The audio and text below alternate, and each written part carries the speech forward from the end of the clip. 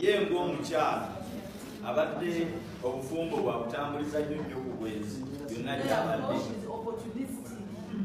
kati najja afuna omusajja gwe bayita Haji Kazibwe ng'amufunira obutuuze e Boston mu America era ng'agenda kumutwala ye n'omwana omu gwe bayita Nisha. Bano ababiri abalwadde ba sikosel nga bo tagenda nabo kozi bo balwadde abaana ba Haji Kintu Hamisi Kintu. Amawulire agakagwawo ge tufuna brother wa Hajjat Zula pressure emuyitiriddeko n'aleeta Wuno omukambwe ku ngeri gye baalukamu olukwe olw'okukomya obulamu bwa Hajjali. Kati tutandikidde ku Haji Ali Mwesera, that's the cause.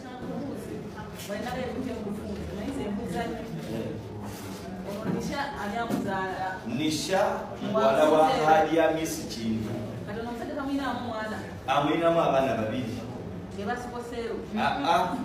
yaveewa Haji Hamisi Kintu ye yasooka okukwasa Hajjat Zula. Haji Hamisi Kintu ne baawukana bubi oluvannyuma lw'okumusanga n'omusibuze mu nnyumba gwe bayita Haji Sendawula. Wano olukiiko olusoose na kukyankalanamu nga bamubuuza bulijjo alinda ki okuleeta Bwino afaananako bwa